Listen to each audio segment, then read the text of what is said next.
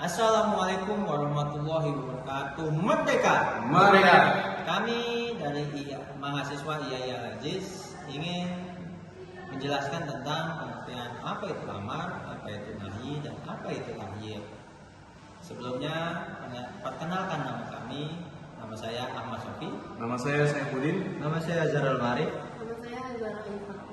Hari ini kami ingin menjelaskan tentang pengertian tentang amar dan contoh-contohnya dalam kehidupan sehari-hari yang akan disampaikan sahabat kami. Ya, jadi yang pertama saya akan menjelaskan tentang amar. Amar itu artinya perintah. Jadi secara istilah, amar itu suatu tuntutan perintah untuk melakukan sesuatu dari pihak yang lebih tinggi kedudukannya kepada pihak yang lebih rendah tingkatannya. Ada juga yang mengatakan bahwa amar adalah perintah atau tuntutan perbuatan dari orang yang lebih tinggi tingkatannya pada orang yang lebih rendah tingkatannya, seperti dari atasan kepada bawahan.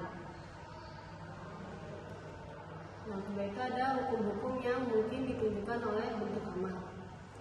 Suatu bentuk perintah seperti dikemukakan oleh Muhammad Adib Soleh, guru besar usul fikih Universitas Damaskus, bisa digunakan untuk berbagai pengertian, yaitu yang pertama menunjukkan hukum wajib seperti perintah sholat, yang kedua untuk menjelaskan bahwa sesuatu itu boleh dilakukan seperti surat Al-Mu'minun ayat 51, yang ketiga sebagai anjuran seperti dalam surat Al-Baqarah ayat 282, yang keempat untuk melemahkan seperti dalam surat Al-Baqarah ayat 23, dan yang terakhir sebagai ejekan dan penghinaan, misalnya firman Allah berkenaan dengan orang yang ditimpa siksa di akhir nanti sebagai ejekan atas diri mereka dalam surat Ad-Dukhan ayat 49. Ya, selanjutnya itu adalah pengertian tentang nahi, yaitu adalah larangan. Pengertian nahi menurut bahasa, nahi artinya larangan atau meninggalkan sesuatu. Adapun menurut istilah, nahi ialah tuntutan meninggalkan perbuatan dari yang lebih tinggi derajatnya kepada yang lebih rendah, sedangkan mayoritas ulama usul fikih mendefinisikan nahi itu adalah larangan melakukan suatu perbuatan dari pihak yang lebih tinggi kedudukannya kepada pihak yang lebih rendah tingkatannya dengan kalimat menunjukkan atas hal itu.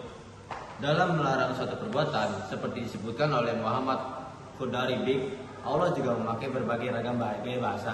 Di antaranya yang pertama yaitu adalah larangan secara tegas dengan memakai kata naha atau sekedar dengannya, yang secara bahasa berarti melarang seperti dalam surah An-Nahl ayat 90. Yang kedua itu adalah larangan dengan menjelaskan bahwa suatu perbuatan diharamkan seperti dalam surah Al-A'raf ayat 33. Yang ketiga itu adalah larangan yang menegaskan bahwa perbuatan itu tidak halal dilakukan seperti dalam surah An-Nisa ayat 19. Selanjutnya saya akan menyampaikan tentang tahyir, yaitu memberi pilihan.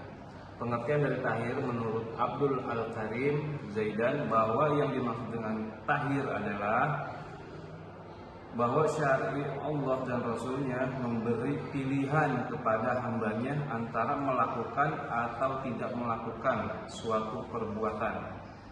Hukum yang ditunjukkan oleh ayat atau hadis dalam bentuk tahyir itu adalah halal atau mubah, boleh dilakukan. Dalam arti tidak berpahala jika dilakukan dan tidak berdosa jika ditinggalkan. Untuk memberikan hak pilih antara melakukan atau tidak melakukan dalam ayat Al-Quran terdapat berbagai cara.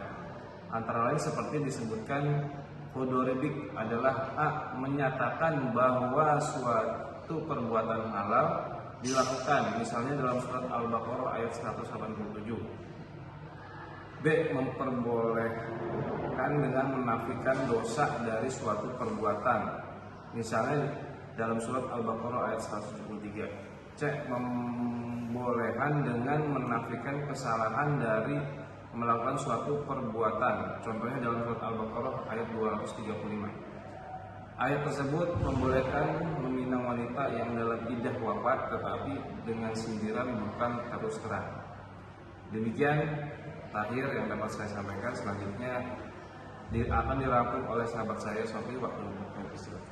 Ya, demikianlah penjelasan tentang apa itu amar, apa itu nahi, dan apa itu tahyir. dalam kehidupan sehari-hari kita tidak lepas dari Al-Quran.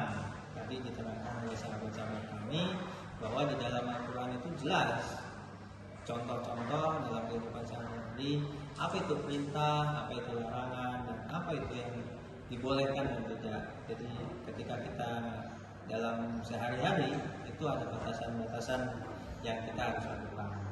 Jika ada kesalahan dalam penyampaian, kita mohon maaf. Sahabat, kasih like dan subscribe untuk channel kita ya. Terima kasih. Wassalamualaikum warahmatullahi wabarakatuh. Merdeka, merdeka.